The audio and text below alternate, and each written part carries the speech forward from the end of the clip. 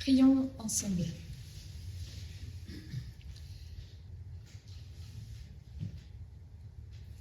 Éternel notre Dieu, nous allons ouvrir la Bible. Accorde-nous ton esprit maternel et créateur. Que ces mots anciens te révèlent aujourd'hui, à nous qui désirons vivre en disciples de Jésus, le Christ, notre frère. Que ta parole s'élance, nous rassemble et nous transforme. Amen. Amen.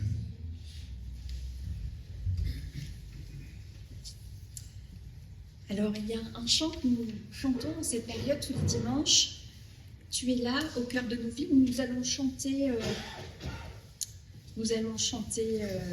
maintenant. Ça te va, oui? Allez, super.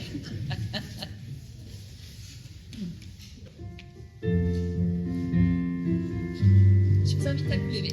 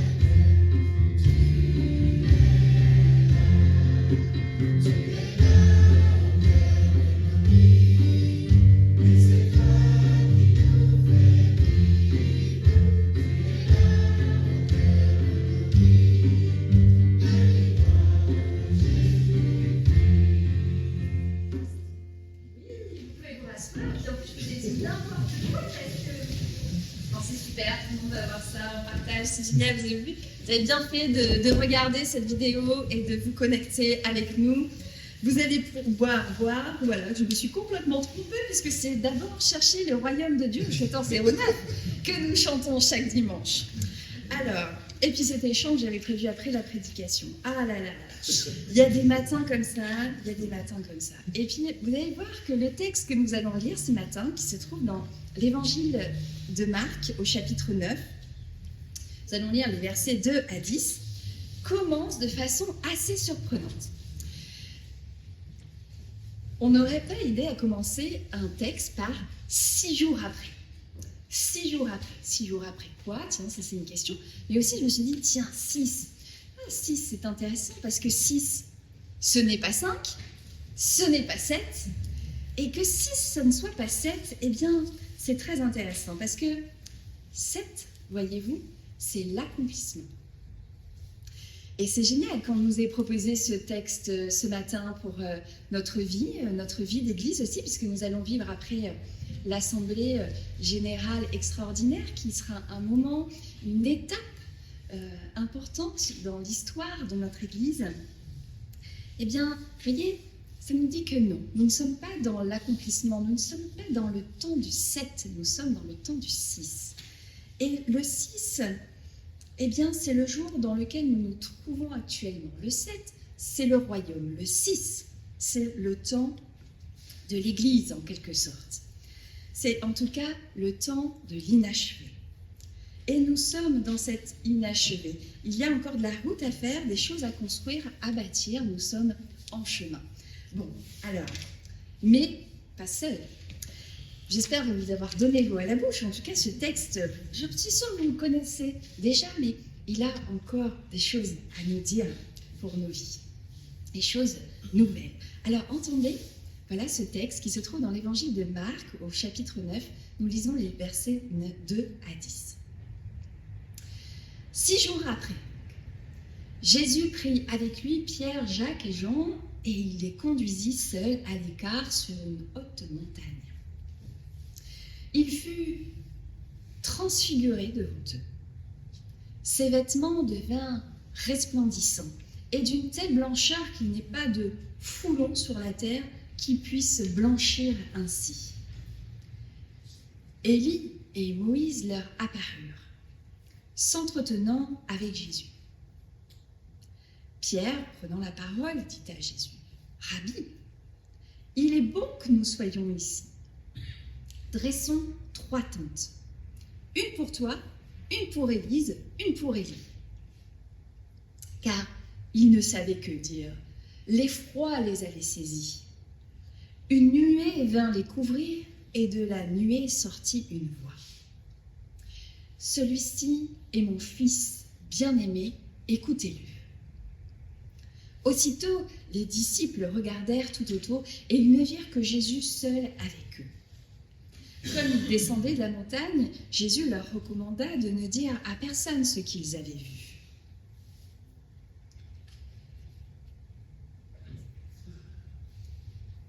Jusqu'à ce que le Fils de l'homme fût ressuscité des morts. Ils retinrent cette parole, se demandant entre eux ce que c'est que ressusciter des morts. Que ta parole, Seigneur, soit pour nous parole de vie. Amen.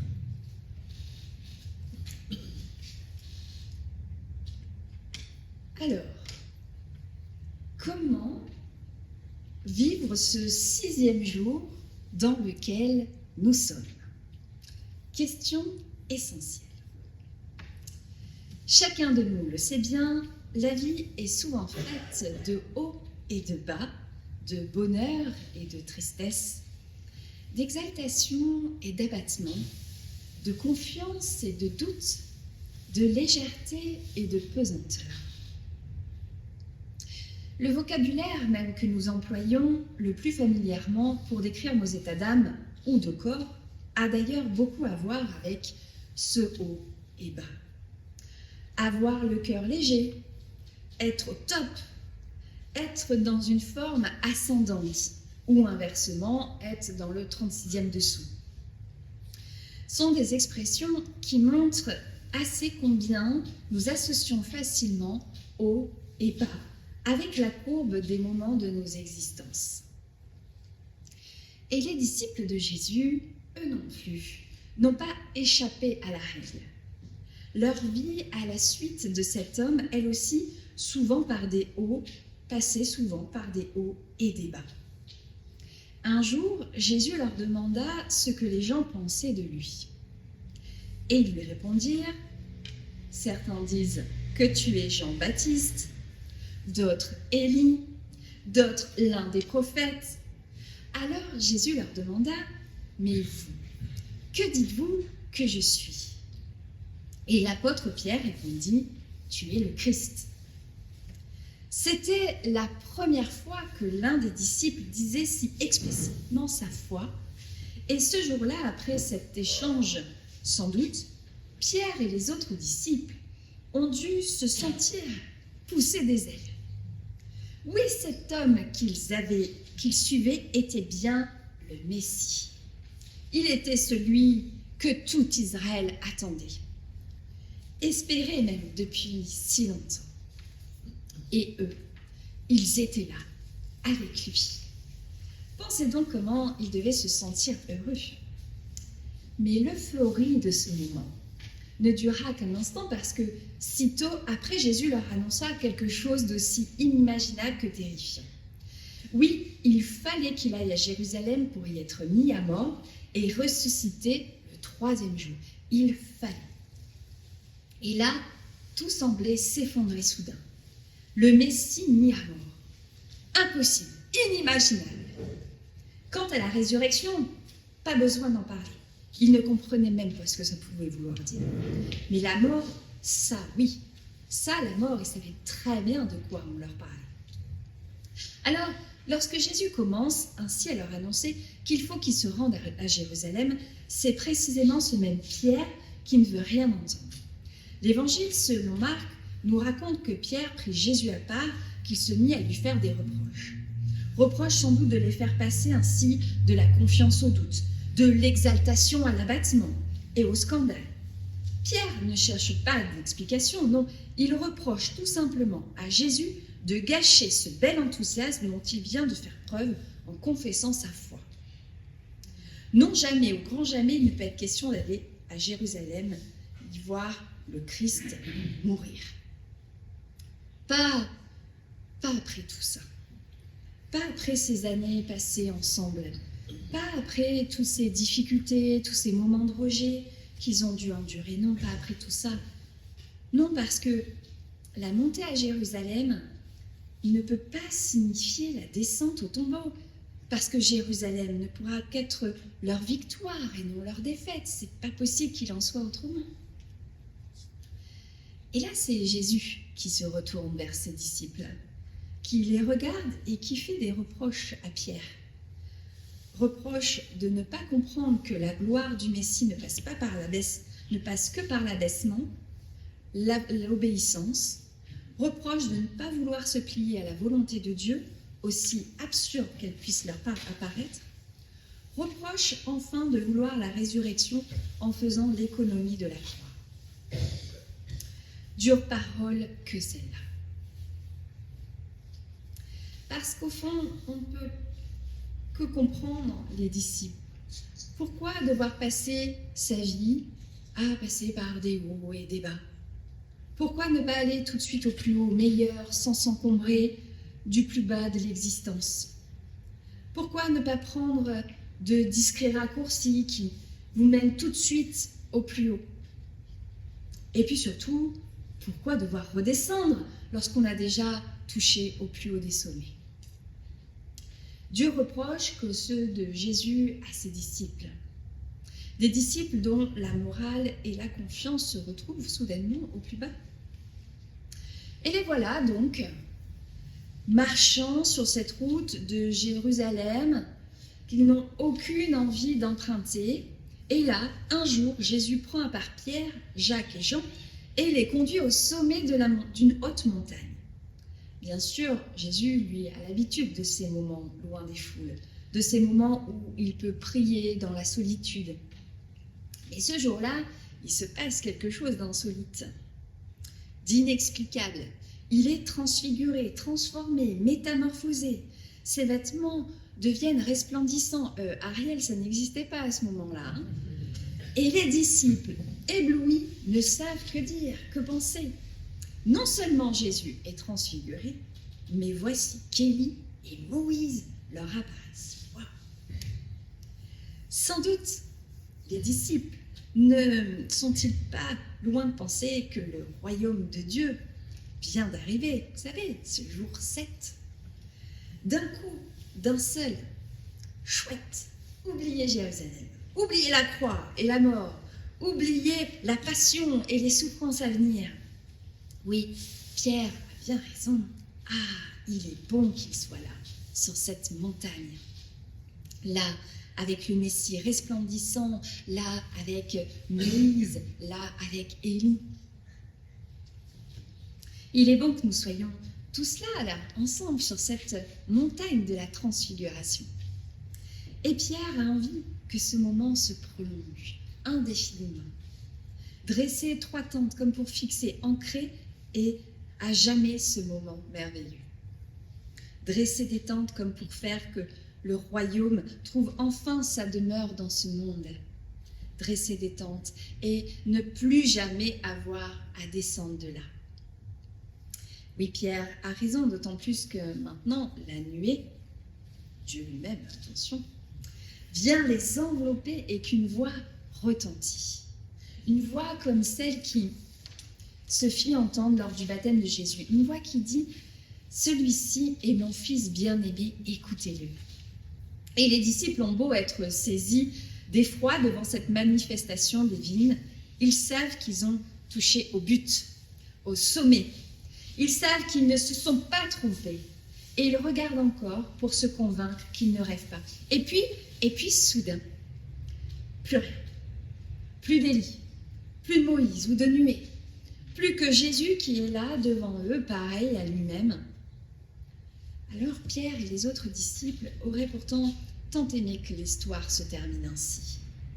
Sur cette montagne de la transfiguration, entourée et abritée de nuées, au cœur même de cette exaltation, de ces hauteurs. Mais maintenant, il faut redescendre, reprendre la route de Jérusalem, en espérant juste que Jésus se trompe sur l'issue de son voyage. Le sommet de cette haute montagne n'était finalement qu'un passage, une étape.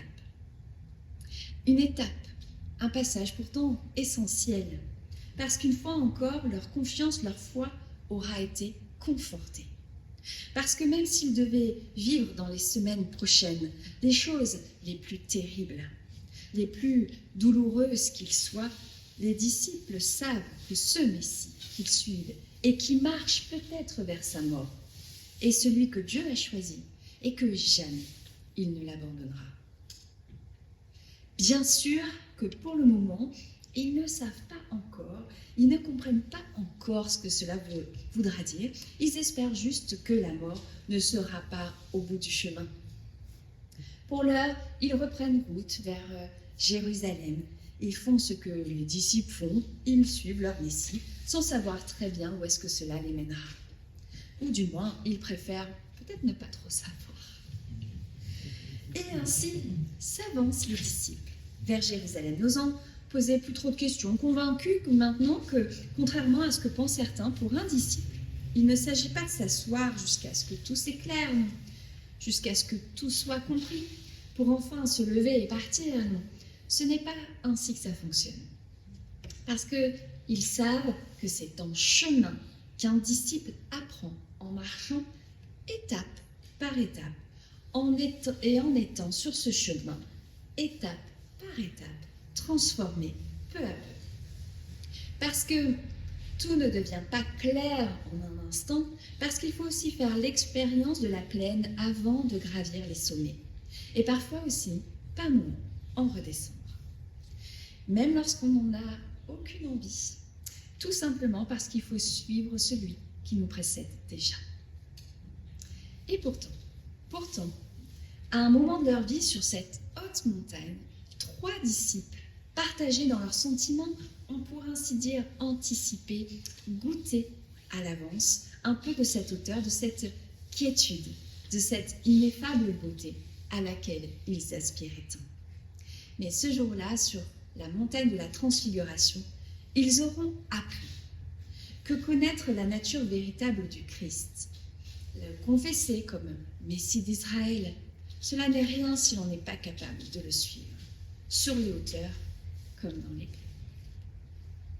Alors que ce message soit pour nous, pour nos vies, pour notre vie d'église, pour notre matinée, que ce message nous éclaire, nous guide pendant notre AGE, notre Assemblée Générale Extraordinaire que nous allons vivre ce matin, une AG qui est une étape sur le chemin de l'histoire de l'Église de La Michel-Marne-la-Vallée et qui est et sera et continuera à être une belle aventure.